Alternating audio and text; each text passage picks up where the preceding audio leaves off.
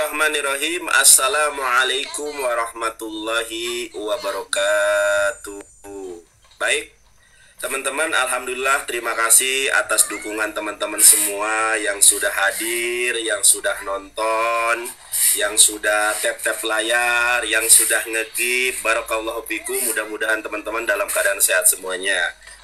Buat teman-teman Kristen, saya kehilangan lawan debat Kristen. Edis kabur, Elia Miron ngacir, Joseph kabur, semuanya kabur. Cuma RK yang tersisa.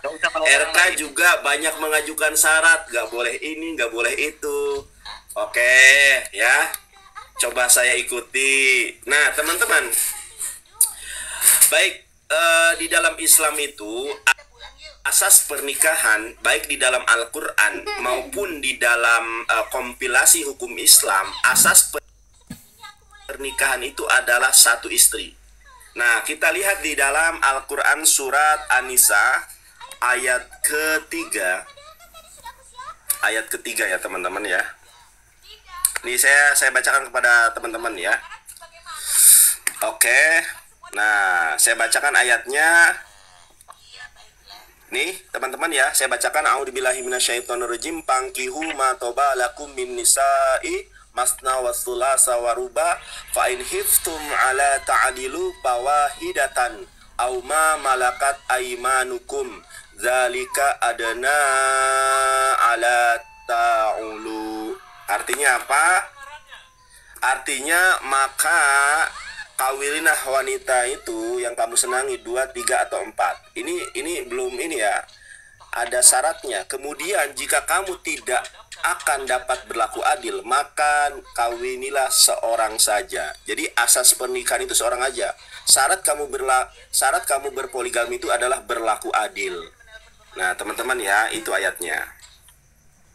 Kemudian adanya poligami di dalam Islam itu sebetulnya bukan untuk menambah.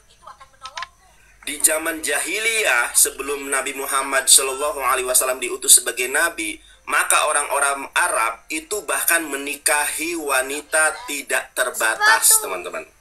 Jadi hadirnya Islam itu bukan menambah, justru membatasi. Dulu itu ada seorang yang menikahi sampai 50 orang, 100 orang, dan lain sebagainya. Ketika hadirnya Islam dibatasi dengan 4.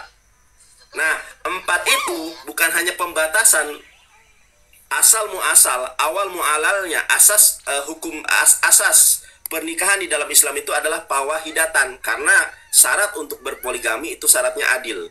Adil itu adalah proporsional. Baik, itu di dalam Al-Quran saya jelaskan. Sudah ya, saya rasa cukup jelas. Nah, sekarang saya bertanya kepada Anda, di dalam gereja, ini saya pertanyaan saya, karena opening statement saya sudah jelas di dalam Al-Quran surat An-Nisa. Pertanyaan saya, ini menurut Rasul, gereja orang-orang kudus akhir zaman awal, yaitu Orshon Hide, teman-teman perhatikan ya, mengajarkan bahwa Yesus menerapkan poligami dan menikahi Maria Magdalena, Marta, dan Maria dari Betania, dan mengasuh anak-anak mereka. Ternyata konsep poligami juga diterapkan oleh Yesus, yaitu Yesus menikahi 3 wanita. Ini menurut Rasul gereja orang-orang kudus zaman akhir, teman-teman. Namanya Orshon Haide. Ini gereja orang-orang kudus, teman-teman. Ternyata Yesus poligami. Maria Magdalena istrinya, Marta, dan Maria dari Betania. Bahkan kalau kita melihat Bible, saya tanya kepada RK, ya, bagaimana Anda menjawab di dalam Bible Allah memang pernah mengizinkan pria untuk menikahi lebih dari 1? Kejadian 4 nomor 19, Kejadian 16 1-4, Kejadian 29 nomor 18-30, dan 24. Nah, teman-teman ya, ini adalah dasar bahwa Kristen juga mengakomodir poligami. Bahkan Yesus sendiri poligami. Yang terakhir adalah Yesus tidak bakal ada kalau tidak ada perselingkuhan Daud dengan Betseba, istri dari Uria. Diakui atau tidak, maka poligami juga diakomodir di dalam Bible itu sendiri. Ya, pertanyaan saya, dari siapakah Yesus itu lahir kalau tidak ada perzinahan dari Uria dengan dari Daud dengan Batseba? RK, tolong dijelaskan ya. Nah, jangan terguncang RK. Tuh, aku menang kan karena aku sabar orangnya. Cie, menang PK, menang debat. Baik, Nanda. Oke, baik. Ya. Terima kasih ya Nandar ya. Jadi Waktunya belum. pencet sudah Nandar. Udah siap. Silakan. Jadi Yonatan Nandar ini mulai memframing ya, tipikal dia ini mulai memframing. Jadi kasihan orang yang memang berdebat ya, tidak sanggup berdiskusi ini seperti ini teman-teman. Ya, data dia mengatakan Yesus melakukan poligami. Ya, Nandar, kau tahu malu? Nandar, mukamu saja penuh tidak tahu malu, Nandar. Jadi memang inilah tipikal-tipikal dari iblis. Seperti orang seperti Nandar ini adalah tipikal iblis. Pendusta, penipu. Dia mengatakan Yesus melakukan poligami. Ayat Alkitab mengatakan ada orang yang tidak menikah karena Injil Kerajaan Surga. Jadi ketika kau mengatakan Yesus menikah, data yang kau ambil itu dari Wikipedia. Lalu kau tidak membaca secara keseluruhan. Nandar, stop tipu-tipu. Nandar, tahu malu. Ya, saya tidak akan merespon pertanyaan Anda karena pertanyaan Anda itu berasal dari Wikipedia. Ya, Nandar ya. Kau tidak bisa sanggup menunjukkan bahwa Yesus Kristus itu menikah, berpoligami. Kau mulai berdalil ambil dari Maria Magdalena. Nandar, stop tipu-tipu, kembali fokus. Ya, jangan kau bilang Yesus poligami. Tidak ada. Yesus yang mana? Mungkin Yesusnya kamu. Yesus yang kamu mungkin melakukan poligami, itu Yesusnya kamu. Ya, seorang penjahat itu Yesus, mungkin Yesusnya kamu. Tetapi Yesus yang disebut Kristus, ingat, Yesus yang disebut Kristus tidak pernah menikah dan tidak pernah melakukan poligami. Mungkin Yesus yang kau imani. Jadi tahu malu dan stop tipu-tipu. Oh, mungkin Nandar beriman kepada Yesus yang Yesusnya dia mungkin ya, mengatakan itu berpoligami. Ya, Yesusnya dia terserah. Kalau saya malu sekali loh, ketika dia mengatakan Yesus menikah, mungkin Yesus yang dia imani, yang ada dalam kitabnya. Ya, kasihan, tidak tahu malu. Kemudian Nandar, kau berkata antara Yesus, antara Salomo dengan Daud, dengan Raja Daud, dengan Batseba. Di dalam ayat itu, Allah menganggap bahwa Salomo yang dilahirkan itu, Allah mengasihani Salomo yang dilahirkan. Ya, jadi tidak ada hubungannya. Jadi kalau berbicara tentang itu, berbicara tentang tahta. Jadi kalau berbicara tentang Batseba, betul sekali. Tetapi di dalam ayat selanjutnya, makanya baca ayat selanjutnya. Allah berkata di dalam ayat selanjutnya mengatakan apa? Allah mengasihani anak itu, yaitu Salomo. Bukan Sulaimannya kamu ya.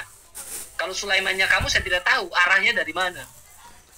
Kemudian Nandar, Alkitab tidak pernah mengatakan bahwa kita mengizinkan yang namanya poligami. Ya, contohnya, dalam kitab Kejadian. Lalu berkata manusia itu, inilah tulang dari tulangku, daging dari dagingku.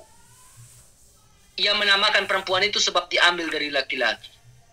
Jadi, tulang dari tulangku, daging dari dagingku. Hendaklah engkau setia sampai mati, sampai maut memisahkan. Ya, Alkitab tidak pernah mengajarkan, hendaklah engkau mengawini hamba sahaya. Hamba sahaya itu kan budak, babu kan Nandar? Ya kan? Hamba sahaya itu kan babu kan Nandar? Ya kan? Benar gak hamba sahaya itu babu? Kenapa Al-Quran mengizinkan? Pertanyaan saya. Kenapa Al-Quran mengizinkan untuk menikahi babu? Di dalam Al-Baqarah 221. Jadi, berbicara kenapa Al-Quran mengizinkan untuk menikahi babu? Ini pertanyaan saya. Babu kok dinikahi? Ya, dengan berkata, apakah itu adalah atas izin Allah babu dinikahi? Jadi hati-hati teman-teman, yang perempuan-perempuan ya. Kalau Nandar mengatakan babu boleh dinikahi, walaupun kamu dia mau mempoligamikan perempuan-perempuan Islam-Islam dengan suami-suami dengan ada pembantu, dia ada di rumah, hati-hati. Itu pertanyaan Nandar. Babu kok dinikahi, Nandar? Ya, pertanyaan saya buat kau, Nandar, itu. Ya. Kemudian Nandar, saya ingin tanya ya, Nandar, ya. Saya ingin tanya juga ya. Kamu membawa dalil di dalam kitab Kejadian. Pertanyaan saya, apakah poligami itu perintah Allah di dalam kitab Kejadian itu? Jawab pertanyaan saya. Saya sudah jawab pertanyaan kau jawab pertanyaan saya. Menurut kitab kau, apakah poligami diizinkan? Baik. Lain ditanya, lain dijawab. Baik. Jawab aja, gak usah cincau, langsung makanya jawab. Tuh, menang langsung kan? aja jawab, menang. Nah, ayo lagi. Dengan saya langsung jawab. Menurut kitab kamu. Ya, dah. Ini. Baik, ya. Diam, mereka. Di dalam Islam, poligami itu bukan suatu kewajiban, RK. Satu ya, saya jelaskan. Saya emang kalau menjelaskan adem, tenang, bisa dimengerti. Poligami di dalam Islam bukan suatu kewajiban. Ingat yang kamu ketahui. Dan poligami itu bukan sunnah. Sunnah itu dilaksanakan mendapatkan pahala, tidak dilaksanakan tidak berdosa. Tetapi hukum poligami adalah mubah. Tahu nggak mubah? Boleh. Nah, jadi poligami itu hukumnya adalah mubah atau boleh. Adakah klausulnya? Kamu tahu nggak klausul? Syarat ketentuan berlaku. Syaratnya itu harus berlaku adil. Di dalam Islam, boleh terjadi ketika seseorang, misalnya Anda punya istri Anda mandul, istri Anda kemudian punya penyakit, katakanlah tidak bisa melayani Anda, itu boleh poligami. Nah, poligami itu adalah solusi mubah, tetapi syaratnya juga berat. Ya, syaratnya tadi sudah saya sampaikan di dalam Quran surat An-Nisa. Quran surat An-Nisa ayat ketiga, RK. Kamu catat baik-baik. Inilah poligami dan klausulnya. Saya bacakan bahasa Al-Qur'annya ya. Ini Al-Qur'annya sangat jelas nih. Fankihu ma tobalakum min nisa'i masna wa thulasa wa ruba. Nikahilah wanita itu 2, ya, masna 3, waruba atau 4. Fa in hibtum ala ta'dilu, tetapi kalau kamu tidak bisa berlaku adil, ta'dilu pawahidatan. Ini fi'il amr loh, pawahidatan. Nikahilah satu saja.